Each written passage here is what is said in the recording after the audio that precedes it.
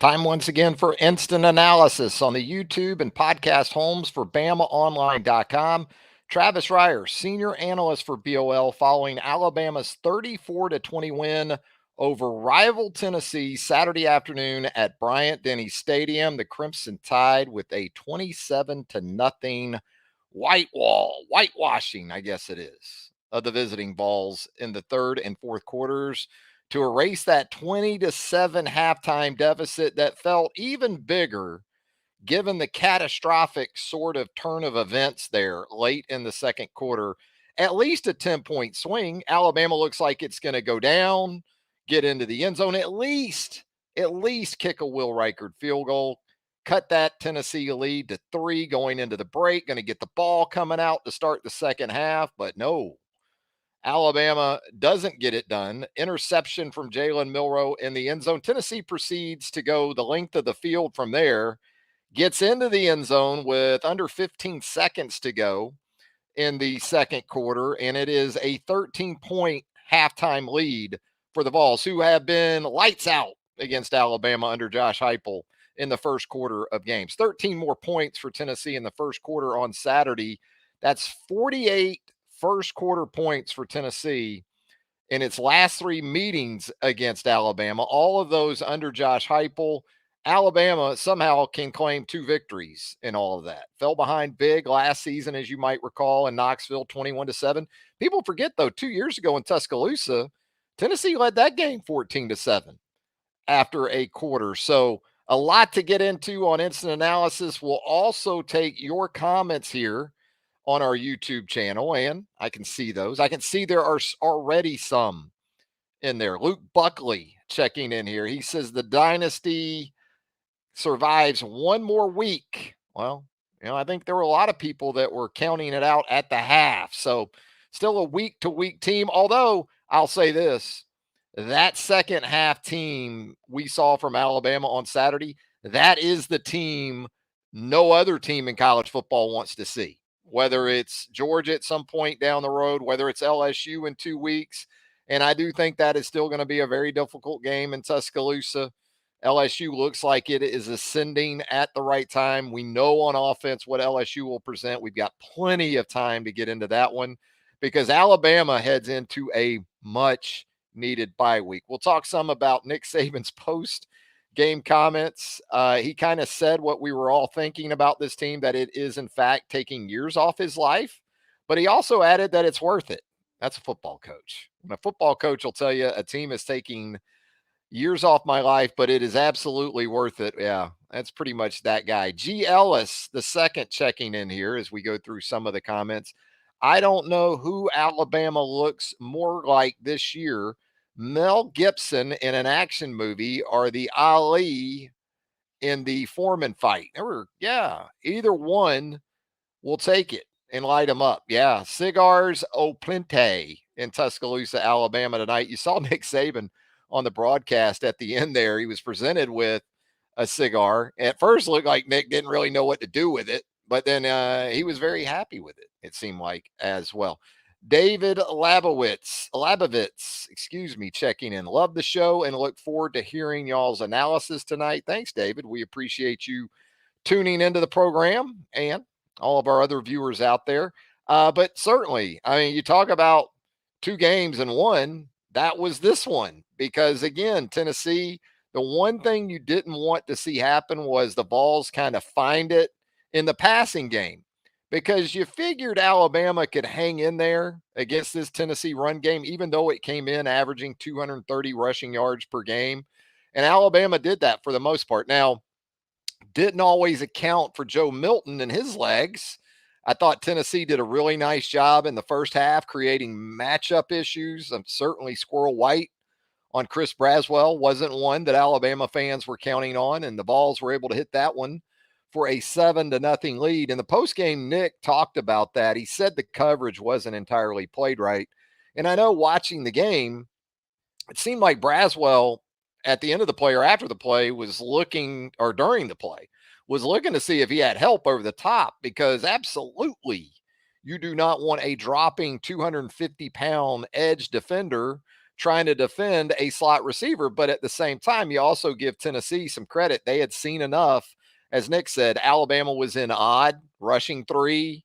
He felt like when they went to more four-man rush and played the coverages that go hand in hand with a four-man rush, things improved. That was certainly the case in the second half. So Tennessee got the start it needed, but red zone defense. And I talked about this at BamaOnline.com really throughout the week because both these teams, not high conversion rates for touchdowns on red zone trips. Now, they both have pretty good kickers. So when you just look at red zone percentage with field goals included, it looks pretty good.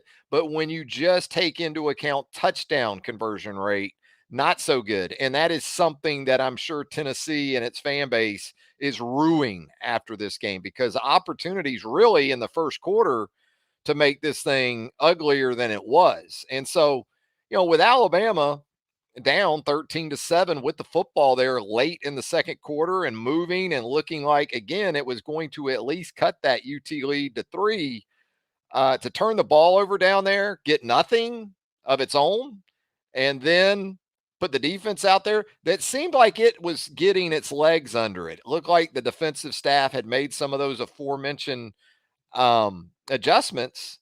But what was really disheartening about that Tennessee drive, at least into the red zone, was that Tennessee did it largely running the football in that situation, did what it wanted to do. Tennessee was very comfortable in the first half. Let's put it that way. And it was going to be on Alabama to come out in the second half and get the balls uncomfortable. And one of the best ways to do that I know, how about a 2-play scoring drive? Jace McClellan with the explosive run to get things going. You get yourself into a position on the field where 1st and 10, that's where a lot of teams like to take shots offensively. Alabama was able to do that. Excellent protection on the play. Nick talked about it in the post game. On that play, you did see Jalen just small movement up into the pocket to give himself a really good chance to make that accurate throw. Didn't have to be entirely accurate. Alabama keeps just absolutely hammering defenses with those double moves from the slot. It was Isaiah a couple weeks ago against Texas A&M. It was Kobe last week, in that win for Alabama. And then you come right back to it. The Arkansas game last week, it was Kobe. And then you come back to something similar this week and you hit Isaiah Bond. Good protection. Yes, Jalen was rushed at times. He was pressured.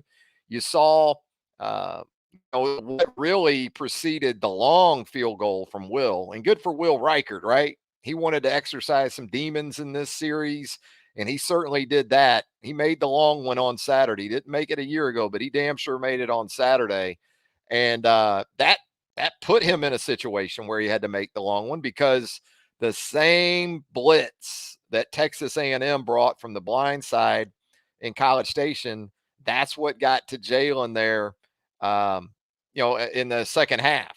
And again, you're lucky in that situation that Jalen didn't put the ball on the ground because earlier when he got hit from the blind side, and yeah, Caden Proctor could have been better there, but I think there are also times still when Jalen is figuring out he needs to help his quarterback, and just that slight hop up into the pocket could have helped Caden Proctor on that strip sack. But again, give the defense credit after that one, forced a field goal, and that really went a long way. And also the run game for Alabama.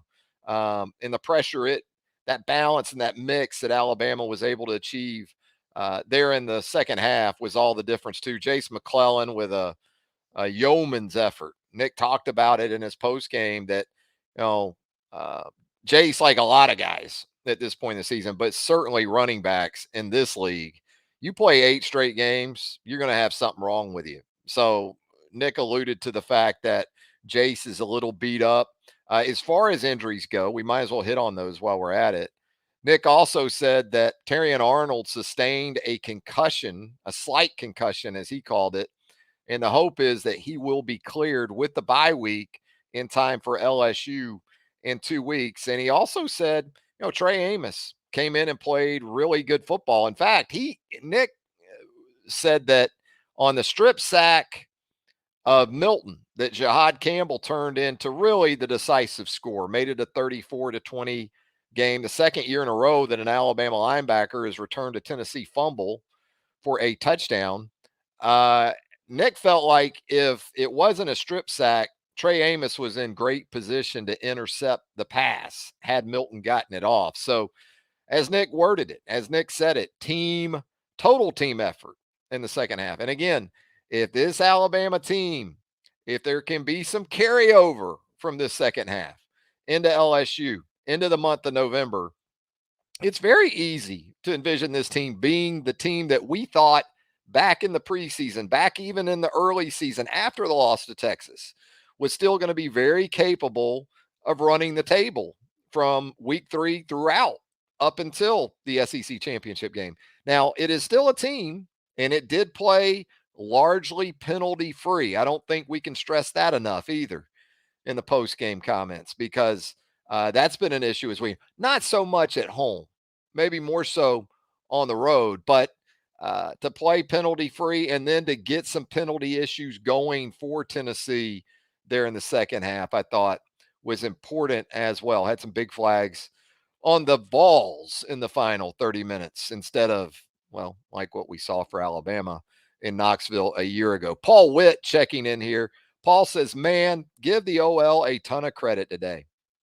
A few assignment sacks given up and a few where Milroe was too stationary, but the OL held their own and produced a 100-yard rusher versus a legit defensive front. He's right, man. Not just that front either, Paul, but I'm a Aaron Beasley, I guess you could say, fan. I just like the way he plays. And a lot of it has to do with the way Tennessee plays. Tennessee's aggressive, man. They don't mind getting their inside linebackers downhill. And if you don't slow them down one way or the other, you don't have some variety in your run game. And I also like seeing Kendrick Law on a jet sweep today. How about that one? You want to have some easy touches that are essentially rushing yards, that go down as passing yards, but give that defense something else to think about. I'm not a 5-6 jet sweeps a game guy, but as I talked about on Thursday Night Tide a couple nights ago with Jimmy Stein, Clint Lamb, need some mix. And if you went back to Tennessee's loss against Florida and watched some of that, that's what Florida did really from the outset. It had some jet action. It had some linemen pulling in more of a gap scheme at times. It ran zone. It got Etienne going. It took Alabama maybe a little bit longer to do that, but certainly in the second half, the Crimson Tide imposed its will. And I agree with you, Paul. Give Jaden Roberts a lot of credit too, because when he went out, it looked like he was out for a while. Next thing you know, in the second half, you see him back out there. Darian Dalcourt came in there briefly at right guard, but they continue to look as if they're finding more of their groove with that group. Pass protection is going to be the bigger issue other than J.C. Latham. You still had a couple of snaps from Seth McLaughlin. And, when Alabama was in that fourth down, backed up late in the game and basically just wanted to run clock at about the 4-minute mark, were you like me? Or are you thinking they're going to inadvertently snap this football on 4th and 1? Jalen's not going to be ready for it. They're going to turn it over inside. I know that's awful. That's the most negative thinking you could possibly have. But I'm just saying I would not have been surprised. But Alabama handled that situation well enough. Luke Fleischer checking in here with us on Instant Analysis. Thanks for all you do, Travis. Hey, thank you, Luke. I don't get to do what I do if it's not for you guys and gals. Speaking of which, Kathy Woody checking in here. Teams always make the most bizarre plays against Alabama. I cannot honestly remember a Karoom INT. I'd have to think about that one. I'm sure that's a ball. If Jalen had it back, he makes sure it gets to that pylon, gets to that back corner a little bit more, and maybe gets it out a little bit sooner. It was also really good coverage by Tennessee there. So you have to. I know it's hard. It's still Tennessee. But there was some good coverage on that play from the Vols. So we keep it moving here. Keith Jones checking in. Best defense, he says, since 2017. Great at all three levels. This team is a 500 team without the defense playing out of its mind. Keith, they were they were at least 2017 good there in the second half. I mean, they were all-time good in the second half. I do agree with you. All three levels. Tim Keenan continuing to come on. You talk about guys going out and then coming back in. It was good to see Tim do that in the game Saturday. But Jaheim Otis, those fourth down stops. What about Heupel? Is that just as disrespectful as it gets, or is that just a coach who says I'm aggressive? I've got a lot of confidence in my team, and probably a mix of both, if we're being honest. He knows the opponent, and he's probably thinking, our defense can get a stop here if we don't convert these, but Alabama got those stops. And you're right, linebacker level, Jahad Campbell playing great. Trez Marshall not able to go on Saturday. Saban said in the post game that those ribs were still an issue for Trez Marshall. So we'll see how he comes out of the bye week looking ahead to LSU.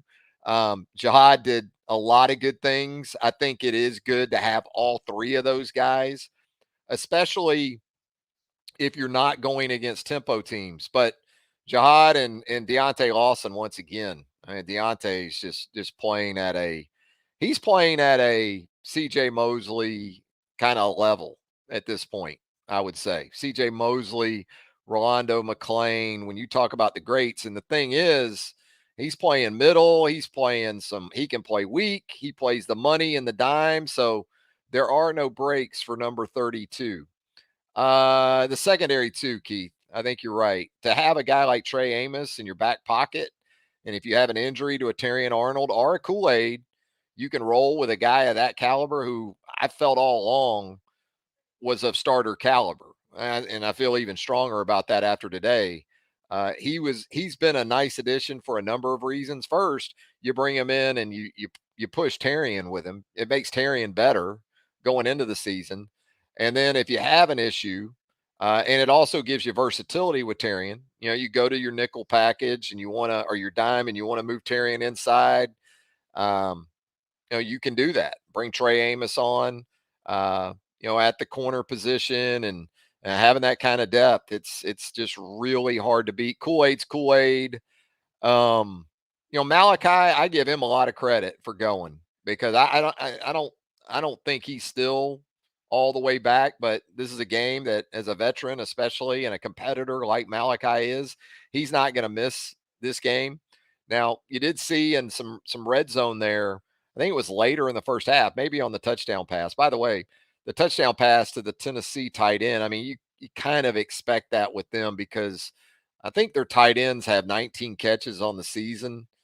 And that was McAllen Castles on that. And I know, look, that looked like, I'm not going to say it looked like, it was a designed rub, or if your team is on the wrong end of it, it's a pick.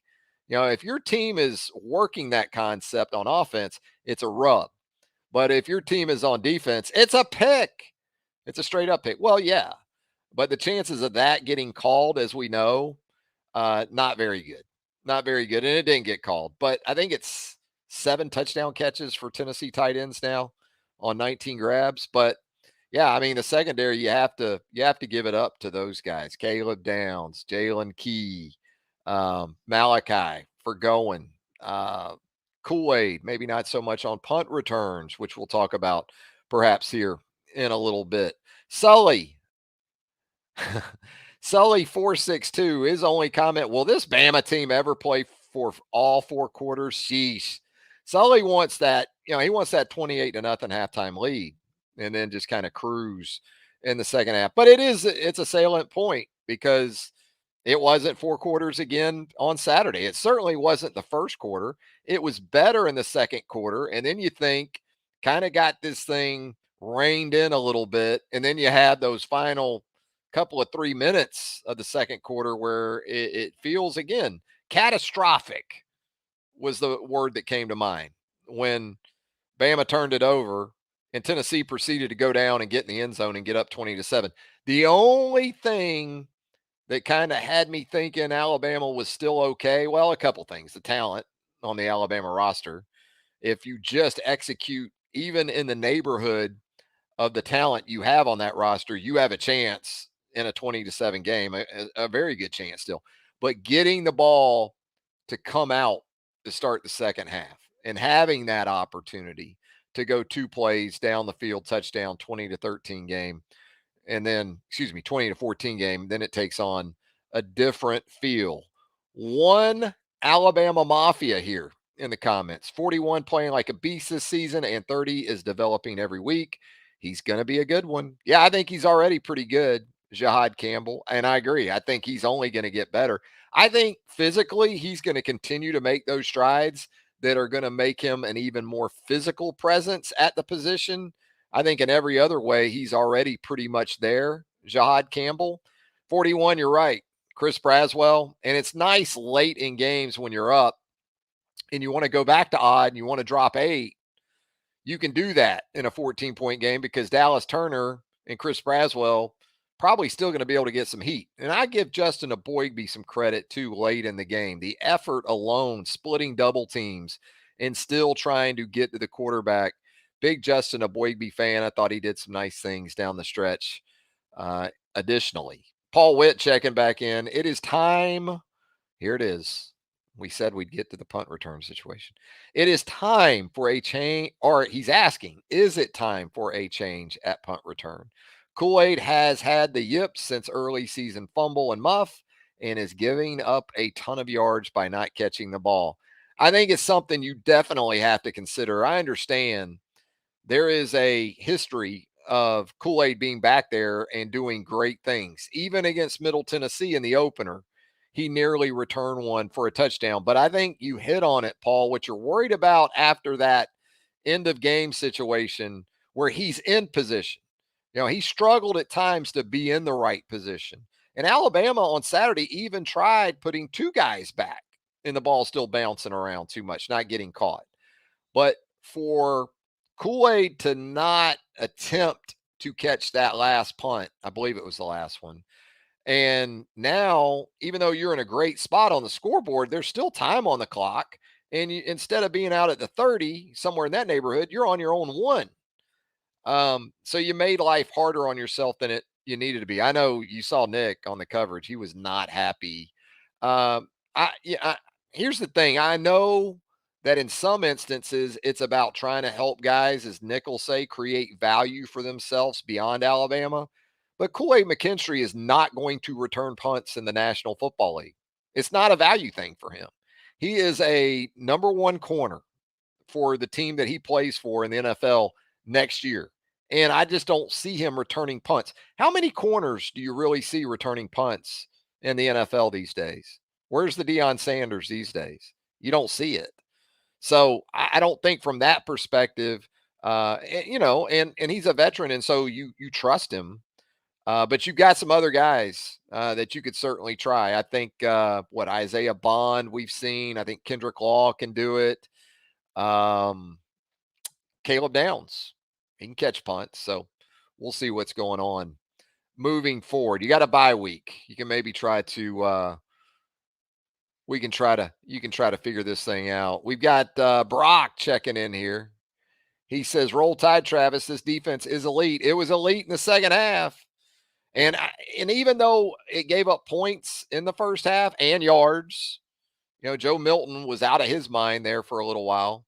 And it's tough when Ramel Keaton and Squirrel White are hitting you like Alabama was getting hit. But really, in the second half, that's this whole football team. That's what you expect. W Knight, he is asking, consider it. Are you serious? Kool-Aid should have been replaced 3 weeks ago at punt return. I don't know if I'd have been that quick with it, but yeah, I think it's certainly something that after the last couple weeks, I'm sure they're considering it. We've got Tennyson Lane checking in. Roll Tide from Winston-Salem. Great team win. Hope you and yours are well. We are great, my man. We are great. Actually, in addition to doing this right now, simultaneous, I got the four square up. So I've got Auburn, Ole Miss in a 14-14 game. It looks like USC and Utah also.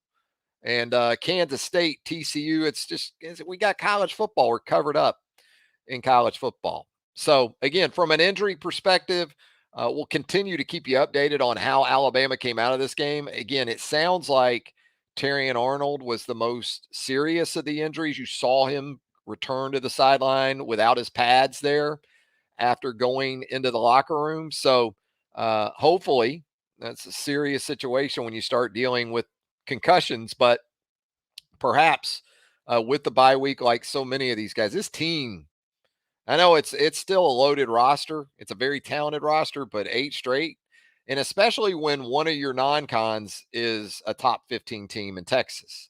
So it's not like you mixed in another gimme there, that you could play a lot of people. You think about how much Alabama's had to play its frontline guys through 8 weeks. Yeah, yeah. Let's check it out here. G. Ellis checking back in. Is it possible, albeit dangerously risky, that Bama is playing? And then he got cut off there. Drew Lee, Amos did well in relief of Arnold. Really? Yeah, agree, Drew. We just talked about that a little bit. We've got another Travis checking in. Travis B says Travis's rule the world. I don't know. I might get some blowback on that in Casa de Reier. I don't know if I rule that one, but I hear you. Good for you, Travis, if you got it like that in your corner of the world. He says crybaby Tennessee fans don't like when the script is flipped from the last year. Now they know how we felt when their refs screwed us. Yeah, there's always going to be some of that. I don't think you really heard it from Nick Saban though after the game last year, if I remember correctly. And again, just to illustrate the halves and how they sort of went. First half for Tennessee, and these were some big things that we talked about throughout the week as well. We talked about plays because Tennessee, with that tempo, wants to get it up into the 70s. And Tennessee ran, 25 plays in the first quarter? I think it was. Let me count it here. 29 plays. 29 plays for Tennessee in the first quarter. 13 of those were runs. So for the half, Alabama got it down to 17 there in the second quarter, but still 46 plays for Tennessee in the first half compared to just 31 for Alabama. The Vols were 6 of 11 on third down in the first half, rushed for 100 yards. And that rushing yardage stat means something in this series because the last 7 games going into today between these teams, the winner held the edge in rushing yards. And at the end of the first half, Tennessee had 100 rushing yards. Alabama had 16. Joe Milton out of his mind. 16 to 22, 2 touchdowns, 175. Jalen wasn't awful. 10 of 14, 1 touchdown, and that seemingly at the time very costly interception. Third downs for Alabama in the first half, just 2 of 6. Time of possession, 16 to about 14. No big deal there. Flip it to the second half. Total yards for Tennessee, 129. Rushing yards, 33. Milton passed for 96. Tennessee on third downs, just 2 of 7. Alabama, 3 of 7. The big stat in the second half, as far as conversions in this game, fourth down, Tennessee 0 for 2 when Heupel dialed it up on possession plays, fourth down plays. Alabama in the second half averaged 7 yards per play, but really when you look at it in terms of first down efficiency in the second half, that's where Alabama really cranked it up because, the long touchdown pass for one, the first 2 plays of the second half, that was the whole drive. That encompassed the entire total yardage. Those are both first down plays. So Alabama ran 30 first down plays for 232 yards. That's a 7.7 yard average. Jalen on first down throws. Jalen throwing the football on first down, 8 of 9, 124 yards. So serious efficiency throwing it on first downs. But again, some of those key stats like total plays for Tennessee after 46 snaps for Tennessee in the first half, 79 for the game. So what? 33 in the second half, you can deal with that. Tennessee wanted to really just continue to pound the rock, and they did run it 38 times. Now, I think you've got some sacks of Joe Milton in that number, but 38 runs, but end up with 133 and a 3.5 yard average. Alabama did a nice job against the backs for Tennessee. Now, longest run by a Tennessee back on Saturday was 12 yards by Dylan Sampson. Jabari Small, 8 for 24. And the big one was Jalen Wright, because he came into this one with 4 100-yard rushing games to his credit, averaging over 7 yards per carry. And he goes 11 for 22 with a long run of 5. So if you put up those type of numbers against Tennessee's backs, when you add it all up, 23 carries for Tennessee's backs for 12, 14. This gets rough because I'm doing this in my head. So just it may, my head may pop off trying to do this. 74 rushing yards for the backs, 23 for 74. You can live with that if you're the Alabama defense. Meanwhile, Jace McClellan, 27 carries. We said it earlier, workman-like effort. Jace is going to deserve his bye week. 27 carries, 115, a touch, and he had that long of 29 to open the third quarter. Roydell, 6 for 20, a long of just 5. And Jalen, too, in the run game. We saw some more of that. We saw some more decisiveness, too, from Jalen when he wanted to run or when it was best for him to run when he was throwing the football. Now, the sacks continue to really eat into his rushing total, and really Alabama's as a whole, because before sacks were taken out, Alabama ran for $175. It's kind of similar for Tennessee. 160 before the sacks came out, for 4.6. Both of the teams ran for 4.6 before sacks. But Jalen on some of the zone read stuff, some of the direct runs, some of the things that we talked about on Thursday Night Tide that I know a lot of you wanted to see, we saw at least attempts. We saw an attempt at a traditional screen game to the backs. It didn't really work. Tried it a couple times, didn't really work. We saw the jet to Kendrick Law, went 34 yards. That's an easy touch. That's a completion. So that was good to see. So there was some diversity. Second half, I know everyone's going to think that Tommy Reese finally woke up and called a good half, but sometimes you're at the mercy of the execution too. And but those two things certainly came together there in the second half on Saturday. Special teams, I know we talked a lot about Koolaid, but again, James Burnip, 5 punts for a 43.6-yard average. He had a long of 52. Kendrick had 1 kickoff return for 21 yards. I like him returning those kickoffs. I just get a sense with him that he's going to house one before this season is over. And then Will Riker doing his Will Riker things. These were a little close. He flirted with that right upright on both of them, didn't he? 42-yarder in the third quarter. Almost took a little paint off that south end zone, right upright. And then he comes back in the fourth and talk about a full circle moment. Misses from 50 in the fourth in Knoxville last year. Bangs one home from 50 in the fourth in Tuscaloosa this time around. Hey, we got continuing coverage for you right there at BamaOnline.com. Charlie Potter, Clint Lamb, Jimmy Stein, myself from the team perspective, and then so much recruiting stuff as well, because it was a big weekend in Tuscaloosa. So whether it's Tim Watts, whether it's Andrew Bone, whether it's JoJo Hastings, they're going to keep you up to speed. No doubt about that. So let's see if we have any final comments here before we check out.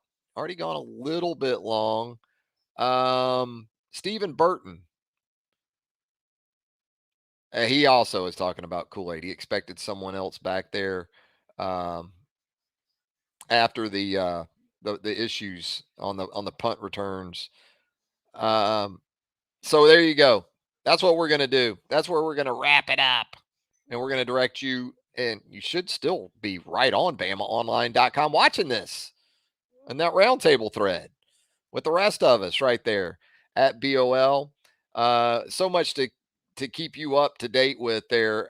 at BamaOnline.com. The Roundtable, always a great place to do that for starters, and then kind of work your way from there. We still have that 50% off special on annual subscriptions for new subscribers. So if you haven't subscribed to BOL as of yet, you need to check that deal out. It won't be around forever. It was a big game week uh, subscription special for us there at BOL. So Travis Reier, thanking you once again. Have a great rest of your Saturday. Be safe out there. Enjoy yourself. And if you're into cigars, hey, this one's for you, right? Travis Reier, thanking you once again. So long, everybody.